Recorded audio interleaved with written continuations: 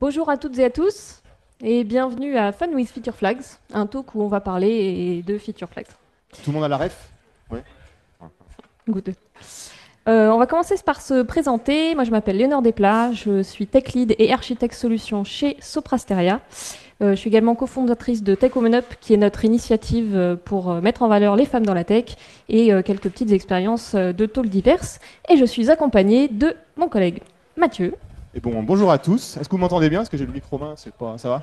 Je parle un peu fort. Ça va. Mathieu, donc moi je suis tech advocate chez Sopra, donc je m'occupe d'animer la communauté technique chez Sopra et de faire des talks aussi pour faire plein de trucs rigolos. Et juste à aparté, j'aime bien les confs, donc je fais partie de ceux qui ont créé Volcamp. Donc si vous connaissez pas l'Auvergne, que vous voulez faire voir l'IT en Auvergne, je vous conseille de venir voir Volcamp.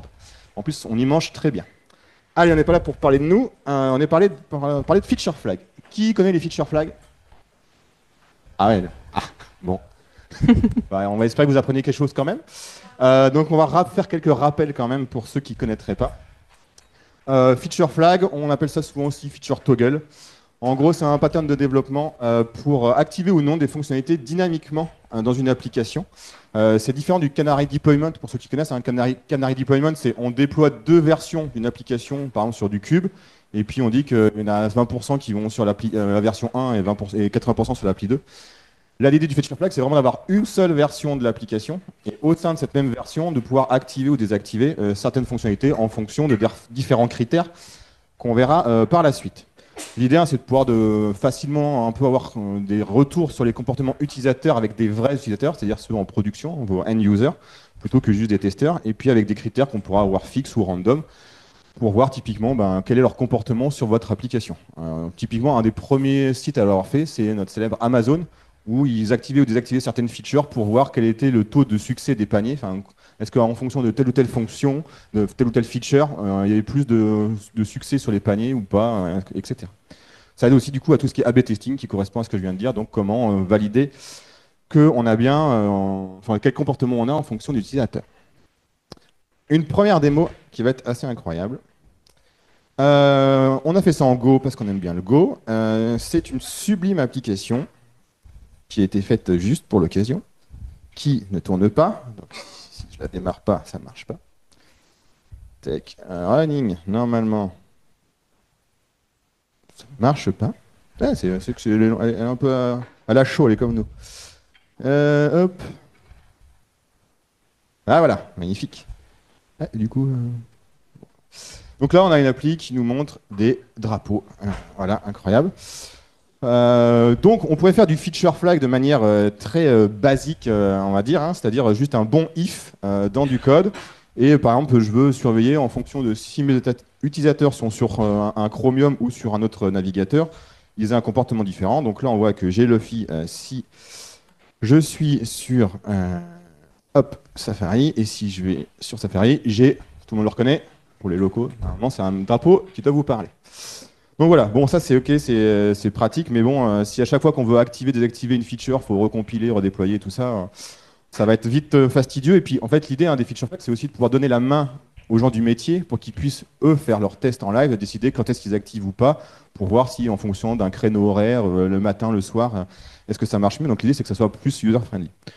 Donc on pourrait imaginer une deuxième étape qui est hop, plus classique. Donc là, on utilise Viper, qui est en gros un outil en Go pour charger une bonne clé de config dans un fichier de config externalisé. Donc comme ça, on pourrait imaginer qu'on modifie la clé de config facilement et puis automatiquement ça redéploie. Donc là, on va voir que ça a redéployé. Je fais un petit refresh et par défaut, j'ai le drapeau du Portugal en hommage à Léonore et de ses origines. Ça Portugal.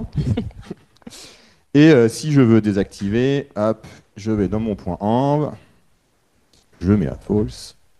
Alors, désolé, le codage à une main, c'est pas hyper pratique. J'ai bien pu mon feature flag. Donc là, c'est déjà un peu mieux parce que du coup, on n'a pas besoin de redéployer l'application, de recompiler. On peut faire de la modif à la main.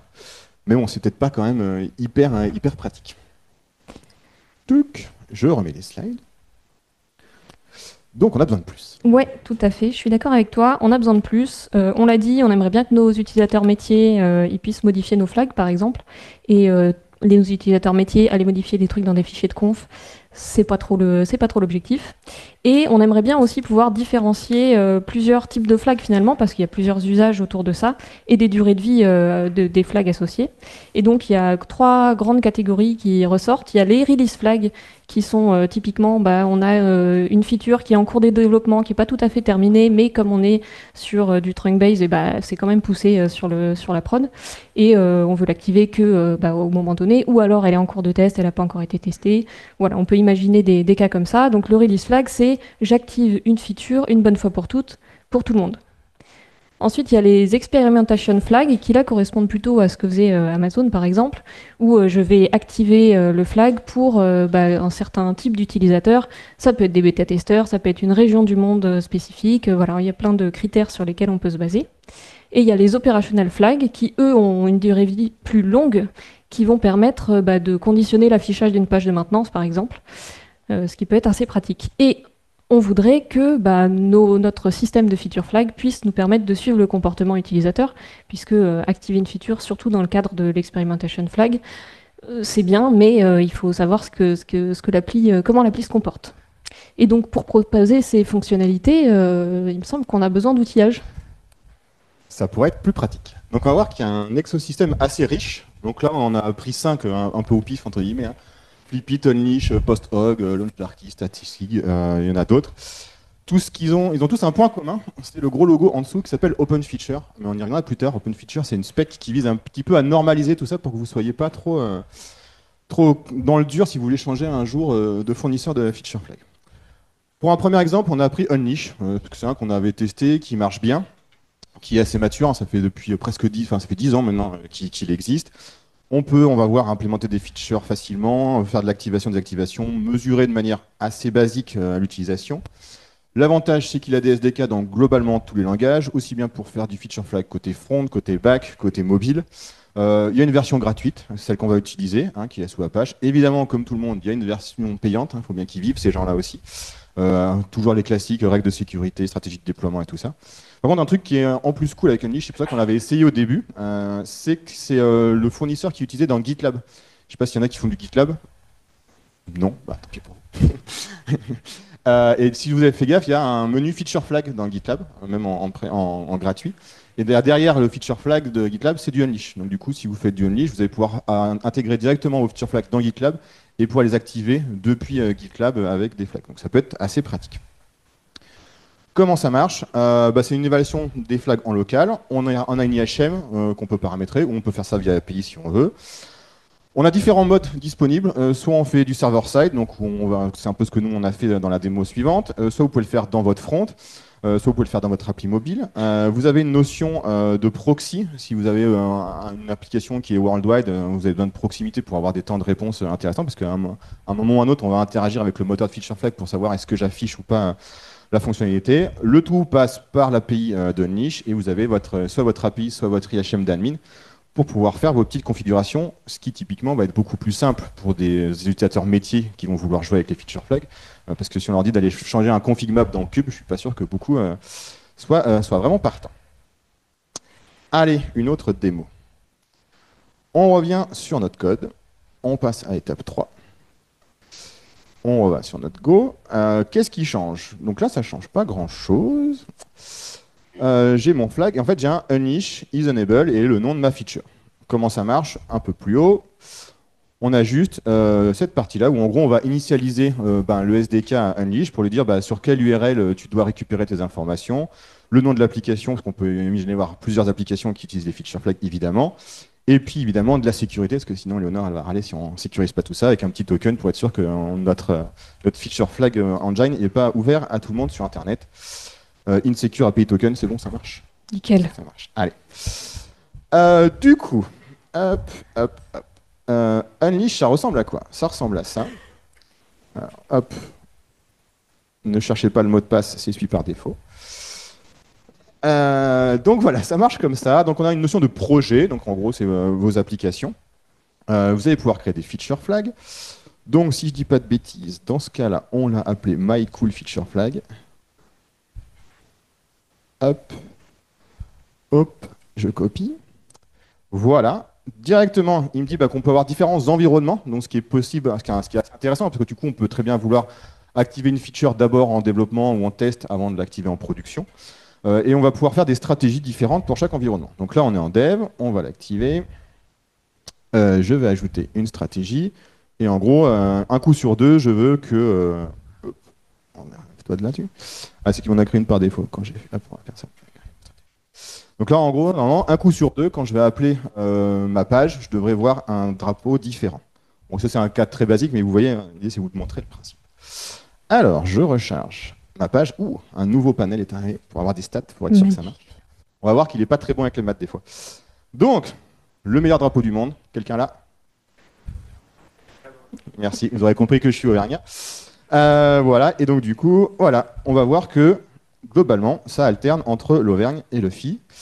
Et que là, il est pas mal, 60-40. Donc on voit que c'est pas du 1 sur 2, c'est pas du round robin, il fait plus du vrai random, entre guillemets. Et que des fois, quand on a fait des tests, il avait du mal. Ah, pile 50%, je pense que c'est la fin de la démo. Bon, c'est quand même pratique. On a une HM pour pouvoir aider nos métiers à configurer leur stratégie, etc. Mais toi, je sais que tu n'aimes pas être trop en vendor locking, quoi. Donc peut-être que tu vas vouloir autre chose. Et ouais, et on a parlé d'un truc cool tout à l'heure. On a parlé d'open feature. Alors, c'est assez jeune, mais c'est en incubation côté CNCF. Et donc, le constat, ça a été fait, c'est que les outils de feature flag commençaient à se multiplier. C'est quelque chose qui commence à être pas mal adopté, mais c'était pas normalisé. Donc, voilà, open feature, on crée une spécification. Et donc, les différents providers qui utilisent cette spécification fournissent des SDK qu'on va pouvoir utiliser dans nos applications. Dans les spécifications, il y a quelques éléments qui sont précisés que je vais vous décrire ici, puisqu'on en parle plus tard. Il y a le provider, bon ça, on en a déjà un petit peu parlé, ça va être le moteur de Feature Flag, comme Unleash dont on vous a parlé, et les autres dont Mathieu a parlé tout à l'heure. Il y a la notion d'évaluation contexte. Ça, on y reviendra un peu plus dans le détail, on vous montrera comment ça marche, mais c'est ce qui va permettre de donner de la valeur aux flags, de passer des arguments finalement, par exemple des adresses IP ou des choses comme ça, pour trouver à quel utilisateur on s'adresse. Et il y a des mécanismes de hook qui sont assez pratiques et qui vont permettre de venir effectuer des actions en amont, pendant ou après l'évaluation des flags pour ajouter des métadonnées souvent ou gérer les métriques ou des choses comme ça. L'évaluation contexte, typiquement, c'est là où on va récupérer l'ID du user pour s'assurer que si un même utilisateur se connecte plusieurs fois à l'appli, il ait bien le même comportement. Parce que si un coup il se connecte c'est vert, un coup il se connecte c'est bleu, il va se dire il y a des trucs louches qui se passent sur l'application. Typiquement, c'est bien le contexte, on va pouvoir dire voilà, ça c'est un utilisateur de tel type, donc je lui assigne telle valeur de feature. Tout à fait. Et donc, puisque dans les démos suivantes, je vais vous montrer un petit peu Flipit, on a testé un autre provider qui est Flipit, qui est plus jeune, mais aussi plus léger qu'Unleash, qui fournit moins de features. Voilà. Mais donc, son gros avantage, c'est que je trouve qu'il offre une API gRPC. Et il a deux modes d'évaluation. Il y a la partie server-side où le serveur systématiquement fait un appel à Flipit pour l'évaluation. Et le mode client-side où là l'évaluation est faite localement. Donc ça veut dire que le SDK a un cache qui rafraîchit de temps en temps de la configuration. Petit bémol, bon, tout ça c'est encore assez jeune. Pour le SDK Open Feature pour Flipit, il n'y a que le server-side pour l'instant, donc appel systématique. Donc ça veut dire probablement devoir mettre le serveur plus proche de l'application. C'est pas tout à fait les mêmes modes de déploiement. Et donc c'est open source. On va passer à une petite démo. Hop. On va prendre la step 4. Et donc la première étape, ça va être, on était sur Unleash, on se dit que peut-être dans le futur, on veut changer de provider, on va commencer juste par passer à Open Feature, on reste sur Unleash. Qu'est-ce qui change? Et finalement, il ne va pas changer grand-chose. On va changer un petit peu les imports de librairies. On va importer la librairie d'Open Feature et le SDK Unleash pour Open Feature. La config, finalement, change pas, puisque c'est toujours la librairie Unleash. Ce qui va changer un petit peu, c'est que donc on va déclarer le fameux provider auprès d'Open Feature. Et au niveau de l'évaluation, là, on va faire appel au client d'Open Feature et pas d'Unleash. Donc on évalue. C'est un petit peu plus verbeux, mais ça permet plus de flexibilité aussi. Donc là, je viens de dire pareil, que j'évalue le même flag, que sa valeur par défaut, c'est false, et je lui passe en évaluation contexte. Je viens pas dessus, on viendra dessus plus tard. Et ensuite, bah, finalement, ça change pas, hein, j'ai mon truc true ou false. Et on va voir ce que ça donne. Hop. Théoriquement, ça devrait pas changer. On n'a pas changé notre config de flag. Donc voilà, je refresh. Et je m'approche des 50%. Bon, voilà, on a vu, c'est à peu près. Ok, donc ça, c'était la première étape. On voit, j'ai pas changé grand-chose. Et puis, je me suis un petit peu abstrait d'Open Feature. Et par contre, mon objectif, c'était de passer à Flipit. Parce que j'ai besoin de quelque chose de plus léger. J'ai pas besoin de toutes les fonctionnalités d'Unleash. Je veux pas payer. Bon, bref, peu importe. Et donc là, on voit que ici, il n'y a rien qui change. Dans mon évaluation, il n'y a rien qui change. Ça, c'est ce que je voulais. Mon code métier est complètement inchangé. Et par contre, au niveau de ma configuration, hop, je suis passé devant, il est là. Au niveau de ma configuration, eh ben, j'initie la conf de Flipit avec pas de token parce que je suis un peu bipolaire et que j'avais envie d'aller vite pour la démo. Mais on peut le faire, bien sûr. Et voilà, et c'est tout ce qui a changé entre ces deux éléments. C'est pas mal quand même. Ouais. Hein. Open Feature sur le site, hein, vous pouvez aller voir, il y a beaucoup de providers dispo. Donc, vous pouvez faire votre choix après vos courses. Tout à fait. Mais peut-être qu'on va vouloir faire plus de choses, non? Déjà, on peut leur montrer comment configurer Flipit. Ah oui, c'est vrai, t'as raison. C'est pas mal. Ça peut être utile. Sinon, c'est quand même pratique. Hein. Il ne trouve pas encore tout seul. C'est quand même pratique. Sûrement qu'avec l'IA, il le fait. Mais il est où Flipit? Hop, il est là. Alors, Flipit, bah, je vais créer un namespace parce que je veux avoir plusieurs applications aussi, ou peut-être plusieurs environnements. Ça, c'est un premier point fort de Flipit en gratuit, c'est qu'on peut créer plusieurs applications gratuitement. Unleash, par la version gratuite, c'est que défaut, et si vous voulez avoir plusieurs applications, il faut payer. Donc déjà, pour ça, c'est cool. Et je vais créer mon flag qui s'appelle, je sais plus, ma cool feature, je crois. Il est où? Là. My cool feature, qui est de type boolean. Et le rollout, qui est l'équivalent de la stratégie côté Unleash. Threshold de 50%, donc la même config. Je crée, et peut-être que c'est mieux si je montre ce que ça donne. Effectivement, paf. Je refresh, et normalement je devrais avoir la même chose. Alors pourquoi j'ai pas la même chose? Parce que l'Auvergne, à la fin, gagne. Parce que l'Auvergne a gagné. Effet démo. Qu'est-ce qui marche pas? Si c'est enabled, c'est l'Auvergne, sinon c'est le phi. Et pourtant, on a bien fait le random. Peut-être que j'insiste un peu. Oui, bah voilà. L'Auvergne est quand même très forte, mais des fois, on laisse passer. Tout va bien, tout va bien. C'est bon. Voilà. Et donc, ce coup-ci, c'est bien si on peut faire plus de choses. Vas-y, tiens, je te laisse faire. Yes. Donc juste, ce qu'elle a montré très rapidement, c'est que là, dans la démo précédente, je vais juste re-switcher vite fait, c'est juste pour vous montrer, ça m'a fait penser. C'est que là, on prenait en ID la remote address, donc en gros l'adresse IP, et qu'on prenait en gros comme identifieur unique. C'est-à-dire qu'à chaque fois que cette IP allait appeler, elle allait recevoir la même valeur du flag. Donc si on voulait vous montrer un truc qui était random, si on garde l'IP, bizarrement, elle ne change pas pendant le talk. Donc c'est ça qu'on a fait un truc très moche qu'il ne faut pas faire en vrai. Hein. C'est on fait un random pour qu'en gros, à chaque fois qu'il y a un appel, ça génère un ID bidon pour pouvoir vous montrer les fonctionnalités. Ok, donc là, on a fait un truc très simple.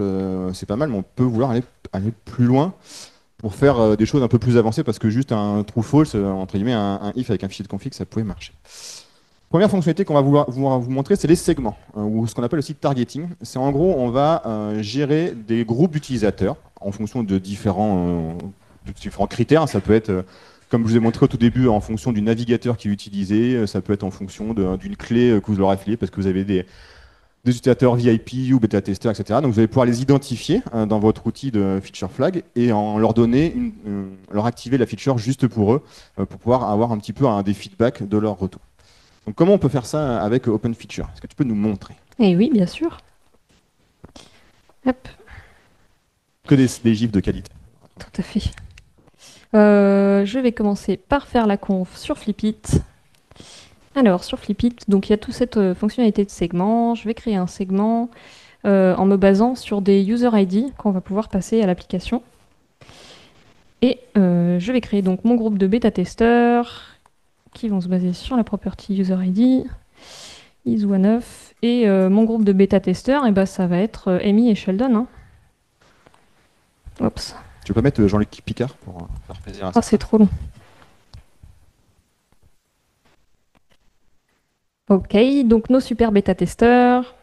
Et ensuite, j'ai Un petit flag pas pour encore switché. Ah oui, c'est mieux d'avoir le flag. Merci Mathieu, heureusement que tu es là. Pour une fois, c'est moi qui suis. My cool feature, on va l'appeler bêta. Et c'est mieux si je tape correctement. Hop, toujours de type booléen. Sauf que cette fois-ci, je vais utiliser mon segment. Et en gros, tous les utilisateurs que j'ai définis vont avoir la valeur true et les autres false du coup. Donc voilà, typiquement, vous avez des VIP ou des bêta-testeurs. C'est ça. Et donc, hop, je switch. Et ici, qu'est-ce qui va changer? On a passé quelques paramètres en plus. Donc c'est là qu'intervient notre fameux évaluation contexte. Je vais récupérer mon user ID de ma query, puisque vous allez voir, l'application a été légèrement modifiée pour qu'on puisse passer un user ID. Et je vais le passer en paramètre à Flipit. Et ce paramètre correspond au paramètre que j'ai défini dans l'interface de Flipit. Hop, on va montrer ce que ça donne sur l'application. Je refresh. Magie. Magnifique petit champ. Donc, disons que je suis Amy. Je vais avoir le meilleur flag du monde. Le flag portugais. Et par contre, si je suis moi, je vais avoir le flag de Luffy, qui est pas mal aussi. Hein. Si je suis Sheldon, j'ai aussi le flag portugais. Et si je suis Howard, j'ai pas le flag portugais. Voilà, donc ça nous permet de piloter comme ça. Après, dynamiquement, je pourrais rajouter des utilisateurs ou en supprimer. Et c'est intéressant. C'est un premier pas déjà pour faire. Voilà. En peut-être aller plus loin encore. Tout à fait. Il y a d'autres fonctionnalités peut-être que tu peux nous montrer. Allez. Touc. Deuxième fonctionnalité, c'est les variants. Les variants, en fait, c'est pour aller encore plus loin, parce que là, on fait juste du true-false, et potentiellement, on peut se dire, on veut faire qu'en fonction d'un groupe d'utilisateurs, on leur permet d'avoir plusieurs variantes d'une fonctionnalité pour voir un petit peu ce qu'ils en font, est-ce qu'ils l'utilisent plus efficacement ou pas, etc. Donc, c'est tout ce qu'on appelle l'A/B testing. On verra que, pour faire un peu de spoil sur la suite, c'est bien d'activer ça, mais si vous n'avez pas de monitoring, c'est-à-dire si vous ne récupérez pas les données de navigation, tout ça, pour pouvoir analyser ce qui concrètement est fait par les utilisateurs, ok, c'est rigolo à mettre en place, mais ça ne vous servira pas à améliorer votre business, ou en tout cas votre application. Donc ce qu'on va faire, c'est que, hop, on va repasser sur la démo. Et donc là, du coup, avant on avait un booléen, là on a un string value, on regarde notre user ID. Et en fonction de la valeur qui m'est retournée par la feature, parce que là, la feature ne va pas me renvoyer true ou false, je suis activé ou pas, elle va me renvoyer je suis activé, et voilà la valeur que je veux. On va aller chercher un drapeau en particulier dans notre panorama de drapeau. Comment ça marche? Évidemment, il faut configurer notre ami Flipit. Donc on va faire un nouveau flag qui s'appelle simple variant. Tac, tac, tac. Qui est de type variant, vous l'aurez compris. Merci pour ceux qui suivent. Merci Léonore d'avoir suivi. Ah, c'est trop petit. Alors, simple. Merci. Ok, c'est tout bon ce coup-ci. Allez, je crée. On va lui donner les valeurs de variants qui sont possibles. Donc en gros, quelles sont les valeurs que mon flag peut avoir. Donc on va recréer Luffy parce que ça va être notre valeur par défaut. On va créer l'Auvergne, faut pas oublier quand même. On va créer l'héros. Il faut remercier nos hôtes. J'ai rien oublié. Portugal Ouais, oui, quand même, quand même. Ok. C'est bien ce que tu fais de karaté. Ok, donc là j'ai toutes les valeurs qui sont possibles. Et en fait, après, je vais définir des rules. Donc en gros, des règles, vous aurez compris. Donc une valeur par défaut, toujours, parce qu'on n'est pas à l'abri qu'il y ait des cas qu'on n'ait pas gérés. Et après, je vais pouvoir faire une nouvelle règle. Donc là, je vais réutiliser mon segment. Hein, et donc évidemment, on peut avoir plusieurs segments. Alors attention à ne pas en mettre 15 000. Enfin, toujours pareil, hein, si vous commencez à avoir 15 000 features et 15 000 segments et 15 000 variants, ça va devenir difficile, encore une fois, de faire de l'analytics à la fin pour savoir concrètement ce qui se passe sur votre appli. Donc soit vous pouvez faire du single variant, donc c'est en gros, comme on faisait avant, une valeur par défaut pour tous les users, soit vous pouvez faire du multivariate. Donc où là, bah, on va dire que le phi étant la valeur par défaut, je veux pas que ça soit dans le cas, et puis après, tac, hop, hop. Ce qui est cool, c'est que si vous n'êtes pas bon en maths, il vous le dit, si ça fait pas 100. Bon, après, il arrondit parce que là, ça fait 99 normalement. Mais ça marche quand même. Ok, donc là, j'ai bien mon variant, j'ai bien ma feature, j'ai bien basculé sur mon simple variant, ça me renvoie une string. Donc si je retourne sur ma sublime appli, je mets ami normalement, hop, à la queue le phi, c'est magnifique. Alors, pourquoi? Qu'est-ce que j'ai... Ah, c'est le C. C'est C'est toujours le B. inversé? Ah non. Non? Il y a un bouton Ouais. Enable qui, par défaut, n'est pas Enable. Je l'ai fait à chaque fois, ça. On l'a révisé 3 fois, à chaque fois, je l'ai oublié. Allez, c'était pour vous montrer que ça marche vraiment. On est d'accord. Alors, normalement, allez, voilà, ça marche beaucoup mieux. Donc, Amy, elle a bien ce qu'il faut. Matt, il a que le phi. Et Sheldon, tac, tac, tac, il a un peu tout, ce qui est cool. Donc voilà, vous voyez qu'on peut facilement avoir des comportements différents en fonction de l'utilisateur. Donc c'est pratique pour nous à mettre en place. Après, ce qui serait bien, c'est quand même de pouvoir s'en servir de ces données. Qu'est-ce qu'on va pouvoir faire? Eh ben, on va pouvoir mettre en place différentes choses en termes hop, de run. Et la première chose, il est où le slide? Elle est là. Tac. La première chose, côté run, ça va être l'observabilité. On l'a un peu rabâché pendant la présentation, mais les feature flags tout seul, ça sert pas à grand chose. On a besoin de surveiller l'usage, le comportement de l'application et des utilisateurs. Et pour ça, quelque chose qui est très pratique, c'est OpenTelemetry. Et ça tombe bien puisqu'il y a un hook qui a été créé pour faire de l'OpenTelemetry avec OpenFeature. Une autre bonne pratique pour le run, c'est de réfléchir un petit peu au mode de déploiement adapté, parce qu'on l'a vu, il y a certains providers qui font du cache, d'autres qui font pas de cache. En fonction de ça, si on veut pas créer de latence sur nos sites, bah, il faut peut-être réfléchir un petit peu à la façon dont on déploie. Est-ce qu'on centralise notre configuration sur un serveur commun? Est-ce qu'on la rapproche de l'application, des utilisateurs? Voilà. Tout ça, c'est des choses à bien réfléchir. Nous, ici, on va juste vous montrer la partie observabilité. Hop. Donc, il y a un petit peu plus de modifications avec l'introduction d'OpenTelemetry. Hop, notamment côté configuration.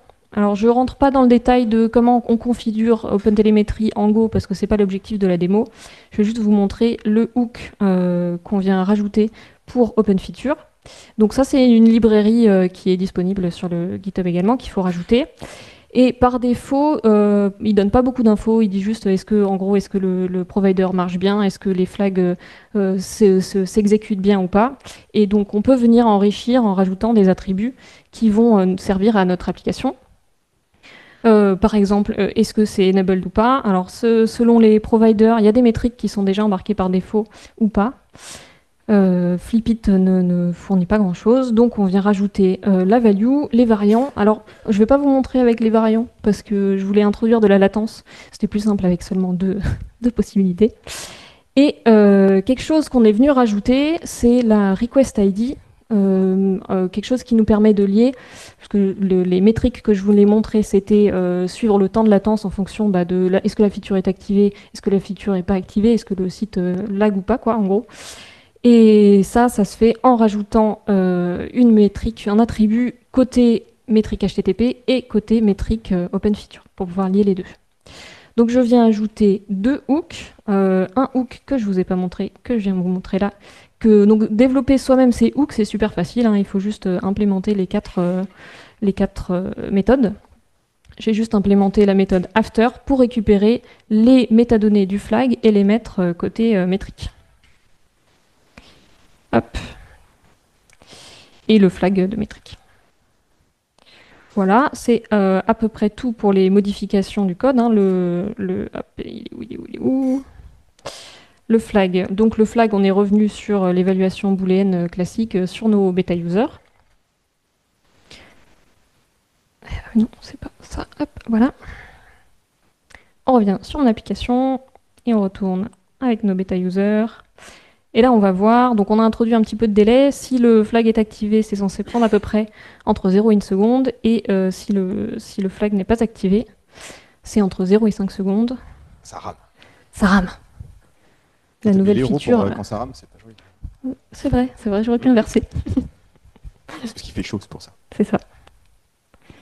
Voilà, je fais quelques tests pour pouvoir montrer un petit peu ensuite. Et donc, on a nos métriques qui sont exposées à un Prometheus qu'on requête via... Pourquoi il n'y a pas de données qu'on exporte via... Enfin, qu'on query via Grafana. Et donc, je ne sais pas pourquoi ça ne fonctionne pas, mais on est censé voir, normalement... Alors, on a eu des petits soucis juste avant le talk avec cette histoire-là. Il y a eu Grafana qui fait des trucs bizarres avec les points et les underscores. Ouais. Pourquoi ça ne fonctionne pas? J'ai bien switché, hein, oui, j'ai bien switché. On voit bien les temps de réponse qui s'affichent. Ouais. Mais, on voit pas quand est-ce que... Le principe est là. Ok. Bon, normalement, là, vous avez des super graphes qui vous montrent que quand le flag est désactivé, ça prend à peu près 1 seconde, et quand le flag est désactivé, ça prend à peu près 5 secondes. Et normalement, bon, voilà, effet démo. Ouais. Je ne sais pas pourquoi.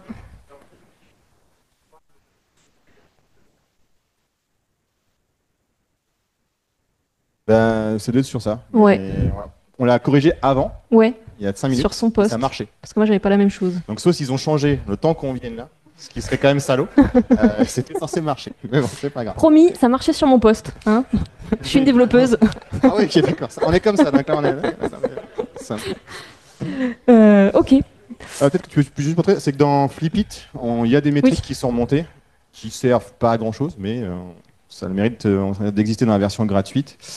Tout à fait. Le feature flag beta. Analytics. Voilà. Donc, il se plug sur le prom, pareil.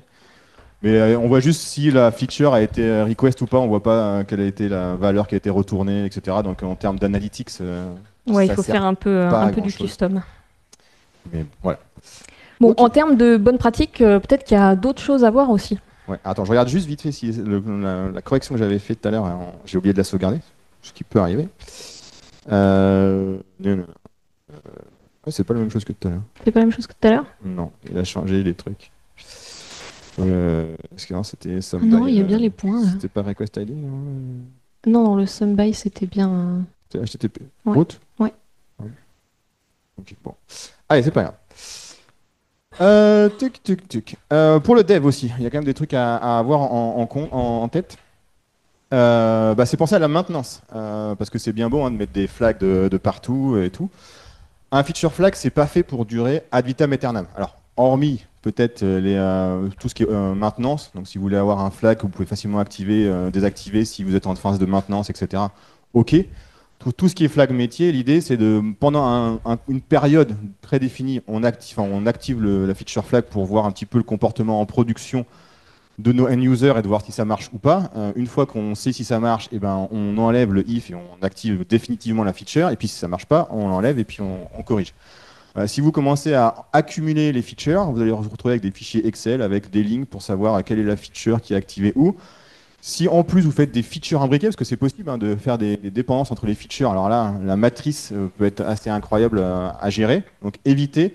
L'idée vraiment, c'est de pouvoir, encore une fois, l'idée de base du feature flag, c'est de comment constater avec des utilisateurs réels le comportement de votre application. Donc normalement, vous devez avoir assez rapidement les informations qui vous sont nécessaires pour pouvoir savoir.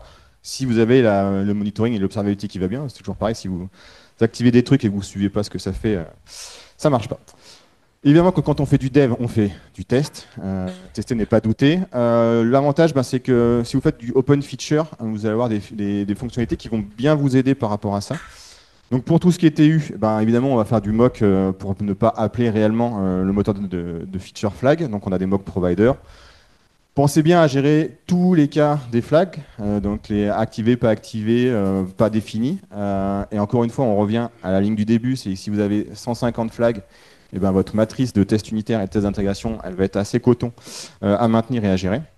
Donc faites attention à ça. L'approche test d'intégration, là, c'est plus de se plugger à votre moteur d'intégration, votre moteur de feature flag réel pour pouvoir checker son comportement. Après, attention à avoir une bonne couverture pour détecter les erreurs en fonction de cas que vous n'auriez pas testés. Et je reviens sur la partie maintenance durée de vie courte. Ce qui est pas mal, c'est qu'il y a certains des providers, notamment Unleash, qui ont un code couleur et qui, quand le flag, si vous déclarez un flag de type feature, par exemple, ils vont, au bout de X jours, mettre le truc en orange et ça va vous permettre de voir, ah bah celui-là, faudrait peut-être commencer à penser à le dégager, quoi. Yes, donc ça à utiliser. Donc je disais les tests unitaires, si vous faites du open feature, encore un bon point pour faire du open feature, c'est que vous allez pouvoir facilement faire un mock provider. Donc là où vous avez vu, on avait fait un Unleash provider au début, on a facilement switché sur du Flipit provider. Et ben pour nos tests unitaires, on va pouvoir faire notre propre mock provider, donc qui va gérer un petit peu comme si on était dans une config Unleash. Et il nous suffira de setup open feature pour dire pour les tests unitaires, tu utilises le mock provider et puis celui que je t'avais défini par défaut. Donc ça, c'est quand même assez pratique pour pouvoir avoir des tests unitaires assez rapidement et assez réalistes par rapport à un comportement de open feature et de vos feature flags. Pour la partie test d'intégration, l'idée, c'est plus de garder le code tel qu'il est et utiliser d'autres fonctionnalités qu'on peut avoir sur les moteurs de feature flag. Et typiquement, c'est une... Hop, je vais y arriver. Va-t'en. Ouais. Qu'on peut avoir sur Flipit, qui est... normalement... où on peut dupliquer un namespace. C'est-à-dire que comme ça, vous prenez un namespace, votre namespace de prod, avec toutes vos features qui sont définies. Vous en faites une copie, comme ça vous avez exactement la même config pour vos tests, mais vous activez pas directement les choses. Donc ça, c'est quand même assez pratique pour pouvoir facilement recopier de l'un à l'autre et puis avoir des environnements de feature flag assez proches sans pour autant impacter la production directement sur vos devs et sur vos tests. Donc ça, encore une fois, maintenance, pensez-y, parce que vos métiers vont vous dire ouais, je vais vouloir activer 15 000 trucs au cas où, machin, je t'ai fait un super diagramme de séquence avec les 150 choix possibles. Non, non, non, ça n'existe pas, on limite maximum. Et toujours pareil, à la fin de chaque sprint, si vous faites de l'agile, etc., on refait une revue de toutes les feature flags qui sont en cours et on se pose la question de est-ce qu'on continue d'utiliser ou est-ce qu'on peut passer à autre chose et du coup la supprimer et la mettre en production ou l'annuler si jamais c'était une mauvaise idée, ce qui peut arriver. Voilà un peu ce qu'on voulait vous dire. Qu'est-ce qu'on retient de ce talk, à part qu'il fait chaud et qu'on a des beaux drapeaux? Eh ben, on retient que les feature flags, on l'a vu dans le code, finalement, c'est assez facile à mettre en place. Il y a pas mal d'outils qui sont à disposition et qui proposent des SDK. Et c'est encore plus simple si vous utilisez Open Feature, qui est plus flexible et qui vous permettra de switcher facilement de provider. Il y en a pas mal, donc on a vu des providers différents. Nous, on en a testé 2. Unleash est vraiment bien complet, la doc est super. Flipit est encore un petit peu jeune, mais par contre, il a vraiment des fonctionnalités cool avec la partie gRPC et très light. Voilà. Et Unleash, il est bien, mais vite, on va vous demander votre carte bleue quand même. Ouais. Évidemment que l'idée... Alors, pour les techs, c'est cool d'utiliser de nouveaux outils et tout ça, donc c'est rigolo, mais il faut que ce soit orienté business. Donc, qu'est-ce que ça peut apporter à vos gens du métier pour vous assurer que votre application, etc., répondent de mieux en mieux aux besoins de vos end-users, de vos clients. Donc, toujours penser cet axe métier et toujours leur donner l'information qu'ils vont avoir besoin pour pouvoir faire le choix d'activer ou non une feature en production sur le long terme. Mais, il y a toujours un mais. Mais on l'a dit plusieurs fois, effectivement, c'est pas non plus magique, ça fait des ifs dans le code, ça fait des conditions, ça fait des tests à maintenir, donc il faut faire du ménage régulièrement. Mesurer, enfin, c'est toujours pareil, enfin, on parle des feature flags, mais ça existe pour plein d'autres outils. Hein. Je prends Sonar, tout le monde a du Sonar, mais personne ne regarde ce que ça donne. Je vois que je suis pas le seul. Merci. Donc on mesure, c'est bien, on met l'information à dispo et on utilise l'information pour pouvoir savoir qu'est-ce qu'on en fait. Donc c'est là où c'est aussi important de bien penser quelles sont les métriques, l'observabilité qu'on veut mettre en place pour remonter la bonne information, parce que juste savoir que le flag est activé ou pas, assez rapidement, ça ne va pas vous aider grand-chose. Donc quels sont les temps de parcours, quels sont le nombre de clics sur le HT, etc. Donc ça incorpore à une logique plus globale de votre métier de monitorer quels sont les usages de votre application et ça doit s'inscrire là-dedans. C'est équivalent à tester en prod, donc voilà, sur du trunk base, globalement, il faut quand même faire un peu attention à ce qu'on fait. Faut bien tester que quand on veut que la feature soit désactivée, elle est bien désactivée, sinon on peut avoir des mauvaises surprises. Et tester tous les cas, et c'est aussi pour ça que si on a de l'imbrication, si on a beaucoup de flags, ça coûte cher à maintenir. Voilà. Merci. Alors, pour ceux qui ont pris des photos, les slides sont déjà dispo. Donc, vous n'avez pas besoin de vous embêter sur slide.syntech.machin.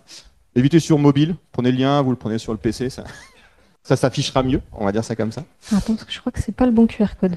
Tu n'as pas mis le bon QR code? Tu m'as dit que tu l'avais posé. Oui, t'es en remote ou en Oui, je suis en remote. local? Bon. C'est pas le bon? Non, c'est pas le bon, ouais. Ah ouais. Ah oui, en plus. Est-ce que c'est le bon? On va faire Non, comme c'est ça. pas le bon. Le bon, il a le logo Sonitech dessus. Le bon, le logo, c'est Unity. Bon, voilà, je vais vous le mettre dans 30 secondes.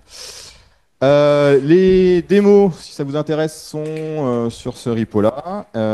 Et on va prendre des questions le temps que je vous mette le bon QR code.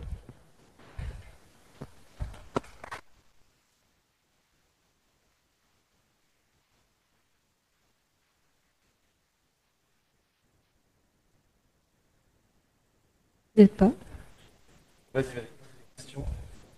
Alors, on a une question ici. On a combien de temps? 5 minutes? 8 minutes. Ok, 8 minutes, on a le temps pour plusieurs questions, donc préparez les prochaines aussi.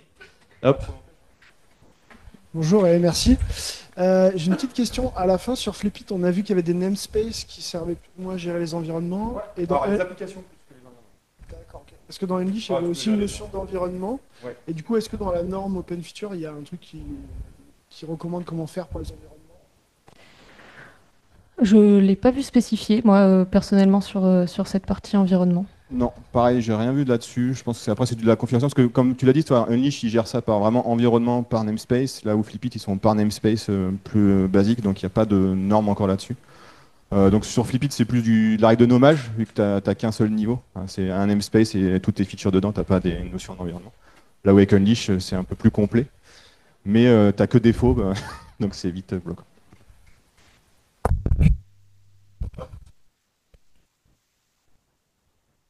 Alors, il y avait une question, ouais.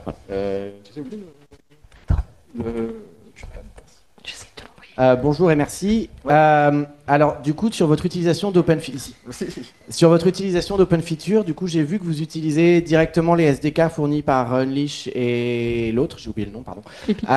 Est-ce que Open Feature a un travail un peu ce que fait Open Telemetry avec OTLP, d'avoir un protocole générique de transmission des données qui permettrait du coup de s'abstraire intégralement du provider dans le code? Et peut-être même avec un collecteur Open Feature qui permettrait du coup d'avoir quelque chose qui tourne dans le cluster et que l'application fasse uniquement les appels locaux qui, eux, ensuite soient potentiellement agrégés et fait des appels extérieurs. Je sais pas. Alors c'est pareil, moi j'ai pas vu ça dans la conf. Ce qui est défini, c'est plutôt justement comment les providers doivent implémenter Open Feature. C'est plutôt dans ce sens-là qu'est fait la spec. Ouais, pour l'instant, ils sont plus en mode les providers fournissent le SDK. Ils veulent pas s'embêter, entre guillemets. Je pense qu'il y a déjà pas mal de travail pour normaliser tout, etc. Donc je pense que ça viendra dans un deuxième temps. Parce qu'encore une fois, c'est que 2022, ils sont en incubating. Hein, donc ça fait déjà 3 ans, mais ça passe vite le temps. Donc là, ils sont plus en mode comme on voit de plus en plus où il y a la norme. Et puis après, c'est les providers. Si vous voulez être utilisé, vous avez intérêt à fournir le SDK qui va avec la norme. Donc, pour l'instant, ils sont plus dans cette optique. On décharge sur le provider. Et je pense qu'une fois que ça sera un peu plus global, la couverture, parce qu'on a parlé des namespaces, mais il y a d'autres choses qui ne sont pas encore couvertes, ils passeront peut-être sur comment vraiment être encore plus intégrés dans les environnements. Hop, une question par ici, en haut à droite. Oui, merci. En fait, pour supprimer les feature flags, les features, ça veut dire qu'il faut quand même modifier le code, le recompiler, redéployer l'application et la retester évidemment pour pas faire attention qu'on n'a pas fait de bêtises et de régression. Quoi. Ah bah c'est là où les tests sont importants. Et oui, c'est pas encore automagique ou par défaut. Donc il y a de la modification de code, c'est pas encore plus que la maintenance, c'est important parce que si vous commencez à avoir des if features à chaque étape, comment vous allez être sûr. Donc oui, c'est quand même, ça reste du code à la fin, que ce soit front ou back, mais que vous allez pouvoir activer à distance. Mais il y a de la maintenance à faire, mais j'ai envie de dire comme la maintenance qu'on fait rarement sur les applications, c'est que les fonctionnalités globalement avec ou sans feature flag, faut penser à ce qui est plus utilisé, à le supprimer. Et donc du coup à faire attention, ce qu'on fait rarement, on va dire. Ah, une question au milieu. Alors, peut-être faire un truc de coopération, on fait passer le micro. Toi, Lyon, ou pas Bonjour, merci. Je voulais rebondir sur la question qui avait été posée par rapport aux environnements. Vous auriez pu passer l'environnement dans le contexte pour l'utiliser comme un variant, ou est-ce que c'est une mauvaise pratique en tant que telle pour pouvoir avoir juste, parce que vous avez parlé de dupliquer Ouais. le namespace, etc. Et s'il y avait juste le variant et activer le variant. Alors, ce serait plus à la rigueur un segment qu'un variant. Ouais, Parce que variant, c'est les données que tu renvoies de la feature. Donc, ce serait plus un segment prod, un segment test. Tu pourrais le faire. La bonne pratique, c'est quand même plus de séparer ce qui est de test de ce qui est de la prod. Parce que, bon, je pense qu'il y a des use cases où tu vois la même feature et en fonction, si tes tests, tu renvoies Toto et si t'es prod, tu renvoies Titi. Donc là, tu peux avoir ton segment. C'est-à-dire qu'il faut que tu gères dans les headers, en tout cas dans ce que tu envoies à l'application, qui sache sur quel environnement il est. Ce que tu n'as peut-être pas forcément pour des raisons X ou Y. Là où avec ton namespace, au moins tu es sûr que avec ta conf globale de l'application, tu es en staging ou en prod. Donc du coup, On n'est pas sûr que l'intégration est la même. soit tu veux vraiment être iso-prod sur ton environnement de test, donc autant utiliser le même namespace. Donc là, tu peux utiliser des segments différents. Après, c'est plus si tu veux tester de nouvelles features ou des nouvelles valeurs du variant en test avant de les basculer en prod. Là, faut faire attention quand tu mixes les deux parce que voilà. Donc tu peux, c'est pas impossible. Ça dépend plus de quel cas tu veux. Est-ce que tu veux être iso-prod en test vraiment pour pouvoir tester tout ce qui va bien et puis tes tests automatisés, ou est-ce que tu veux pouvoir faire des pré-configurations de tes feature flags tout en gardant tes segments qui seront préconfigurés, etc. En test. On a une dernière question tout en haut. Ouais, pas de souci. Juste une dernière question.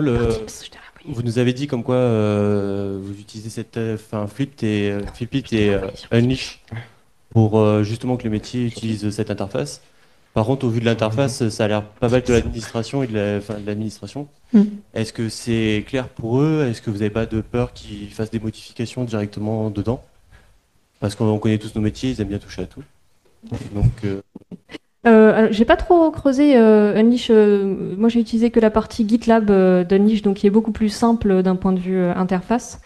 Je sais pas s'il y a de la gestion d'accès ou pas. Faudrait regarder pour limiter les. Le airbag, c'est sur la version payante. Ouais, voilà. Tout ce qui est sécurité, c'est sur la version payante. Donc voilà.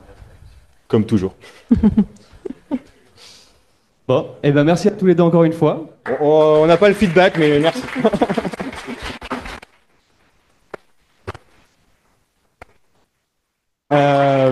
Le QR code Open Feedback, vous pouvez aussi le trouver sur le programme directement sur notre site web. Vous avez juste à cliquer sur le nom du talk et vous aurez ce QR code. Donc s'il vous plaît, on aime bien ça et c'est très important pour nous. Bonne suite de journée et à la prochaine. Merci.